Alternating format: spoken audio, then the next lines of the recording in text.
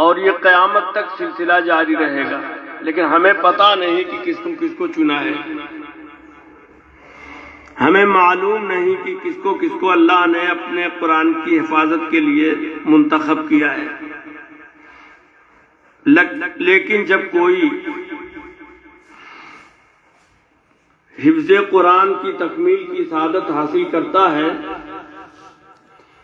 تو ہمارے سامنے یہ بات آ جاتی ہے کہ اللہ نے اس کو بھی چنا ہے۔ اس سے پہلے ہمیں کچھ پتہ نہیں تھا کہ اللہ نے اس کو بھی چنا ہے اپنے قرآن عظیم کی حفاظت کے لیے۔ تو یہ اس قافلے میں شامل ہو گئے اور بات یہ ظاہر ہو گئی کہ اللہ کے ان منتخب بندوں میں سے ہیں جنہوں نے اللہ کی کتاب کی حفاظت کی ذمہ داری لی ہے اور اللہ نے ان کو چنا ہے۔ اللہ تبارک و تعالیٰ نے قرآن مجید میں ارشاد فرمایا انا نحن نزلنا الذکر و انا لہ لحافظون، ہم ہی نے اس ذکر یعنی قرآن کو اتارا ہے اور ہم ہی اس کے محافظ ہیں۔ قرآن بھی اللہ نے اتارا ہے اور حفاظت کی ذمہ داری بھی لی ہے، اسی لیے قرآن آج تک محفوظ ہے۔ اور اللہ کی دوسری آسمانی کتابیں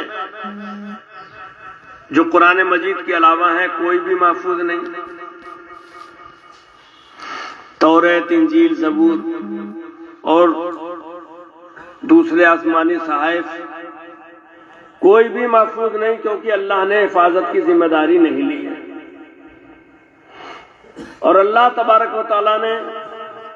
قرآن مجید کی حفاظت کی ذمہ داری لی ہے، اس لیے قرآن مجید محفوظ ہے۔ اور قرآن مجید جیسی مقدس کتاب، آخری کتاب جو اللہ نے آخری دین کے آخری داعی کو دی تھی، حضرت محمد رسول اللہ صلی اللہ علیہ وسلم، حضرت محمد مصطفیٰ صلی اللہ علیہ وسلم،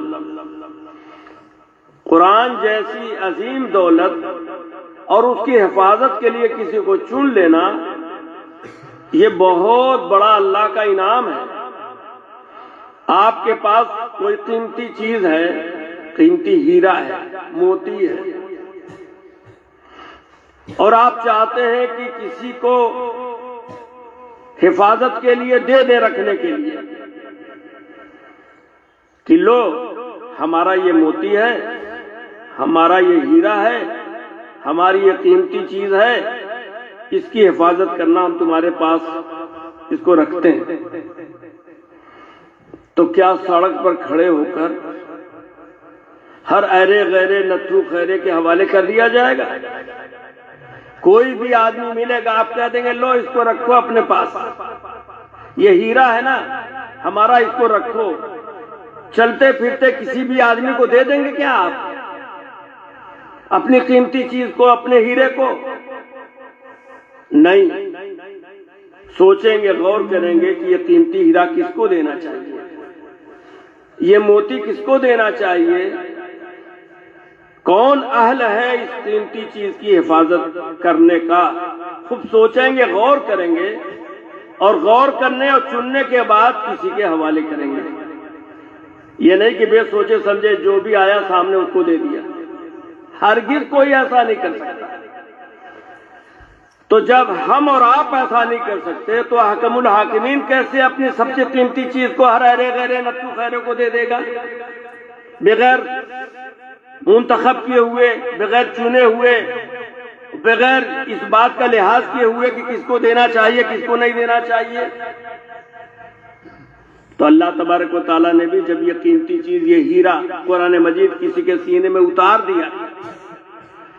دل اور دماغ میں جما دیا، تو یہ اس بات کی دلیل ہے کہ اللہ نے اس کو چن لیا ہے، وہ اللہ کے منتخب بندوں میں سے۔ تو یہ اتنی بڑی دولت ہے اور یہ قابل رشک دولت ہے، رشک کرنا چاہیے، اس بات کے اوپر کہ اللہ تبارک و تعالی ہم کو بھی ان میں بنا دے۔ قابل رشک لوگ یہ ہیں، رسول اللہ صلی اللہ علیہ وسلم فرماتے ہیں لا حسد الا فی اثنین، رجل آتاہ اللہ القرآن فیقوم به آناء اللیل وآناء النہار ورجل آتاہ مالا فینفق منہ آناء اللیل وآناء النہار۔ دو آدمی قابل رشک ہیں، ایک وہ جس کو اللہ نے قرآن کی دولت دی اور قرآن پر عمل کرنے میں دنوں رات لگا ہوا ہے، پڑھنے پڑھانے میں عمل کرنے میں مستقل مشغول، اور دوسرا وہ جس کو اللہ نے مال کی دولت عطا فرمائی اور اللہ تبارک و تعالیٰ نے اس کو مال کو صحیح اور جائز طریقوں میں خرچ کرنے کی، حلال طریقوں میں نیک کاموں میں خرچ کرنے کی توفیق ایسی دی کہ وہ دنوں رات خرچ کرتا رہتا ہے۔ تو یہ دونوں آدمی قابل رشک ہیں، اور قرآن کی دولت کا مل جانا آدمی کو دنیا کے سارے منصبوں اور عہدوں سے بڑھا دیتا ہے۔ بادشاہ اس مرتبے کا اہل نہیں،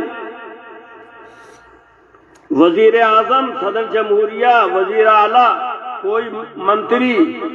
چاہے پردھان منتری ہو کہ مکھ منتری ہو یا کوئی اور منتری ہو یا کلکٹر صاحب ہو، یا کے مقام و مرتبے کو پا نہیں سکتا، اس لیے کہ یہ بات کس نے کہی ہے؟ سب سے سچے نے کہی ہے، اور سب سے سچے نے ہم سے کہی، تو ہم سے بتانے والا سب سے سچا،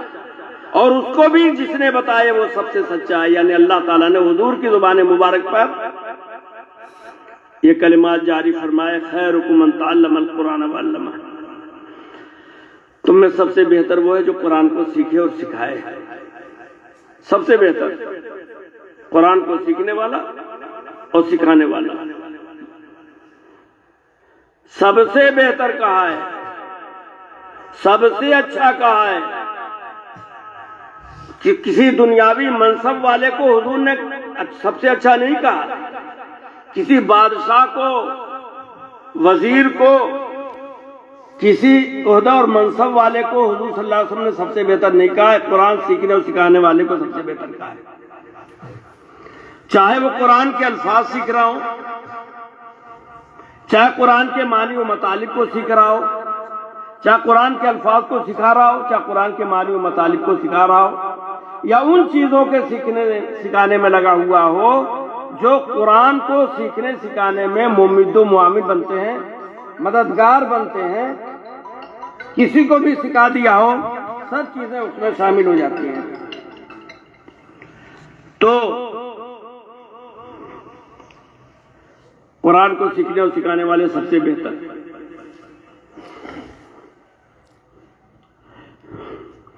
اللہ تبارک و تعالیٰ نے اس چیز کے لیے ان کو چنا ہے، اور جب بہت اونچی چیز دی جاتی ہے نا کسی کو، تو اس اعتبار سے یہ بھی لحاظ کرنا ہوتا ہے کہ اس کی ذمہ داریاں بھی بتائی جائیں، اور قرآن کو سیکھنے اور سکھانے والے اور قرآن کو پڑھنے پڑھانے والے یہ کیا مقام و مرتبہ رکھتے ہیں۔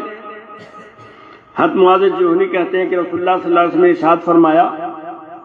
من قرأ القرآن وعمل بما فیہ البس والداہ تاجا یوم القیامہ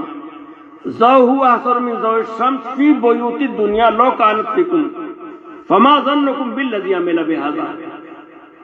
جس نے قرآن کو پڑھا اور اس پر عمل کیا، اس کے والدین کو میدان حشر میں ایسا تاج پہنایا جائے گا نور کا کہ جس کی روشنی کے سامنے سورج کی روشنی بھی پھیکی پڑ جائے گی۔ کون سورج؟ جو چوتھے آسمان سے روشنی بکھیر رہا ہے وہ نہیں، بلکہ فی بیوت الدنیا لو کانت فیکم، دنیا کے گھروں میں اگر تمہارے اندر اتر کے آ جائے تب روشنی کا کیا حال ہوگا؟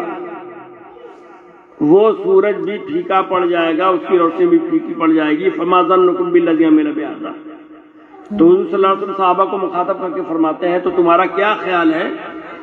اس شخص کے بارے میں جس نے خود قرآن پڑھا؟ قرآن پڑھنے کی وجہ سے والدین کا اعزاز ہوا ہی ہے،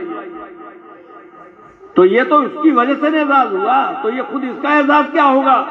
کہا سوچو خود، ہم کیا بتائیں تم کو؟ فما ظنکم بالذی عمل بہذا، تو تمہارا کیا خیال ہے اس شخص کے بارے میں جس نے خود قرآن کو پڑھا ہے اور اس پر عمل کیا؟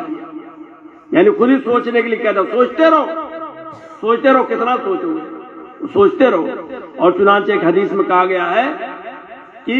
حافظ قرآن سے کہا جائے گا کہ اقرا ورتقے وترتل کما ترتل فی الدنیا او کما قال صلی اللہ علیہ وسلم، قرآن کو پڑھو، جنت کی سیڑھیاں طے کرو، اور اسی طرح ٹھہر ٹھہر کے ترتیل کے ساتھ پڑھو جیسے دنیا میں پڑھتے تھے، اور تمہارا آخری درجہ وہ ہوگا جہاں تمہارا قرآن ختم ہوگا۔ تو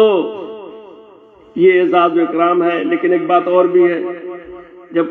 اونچا مرتبہ حاصل ہوتا ہے تو ذمہ داریاں بھی بہت ہوتی ہیں۔ قرآن یاد کرنے کے اعتبار سے بہت آسان ہے، اتنی موٹی کوئی کتاب دوسری ہو، چاہے اردو کی ہو کہ فارسی کی ہو کہ عربی کی ہو، یہاں تک کہ قرآن کے بعد جو مقام و مرتبہ ہے جن کتابوں کا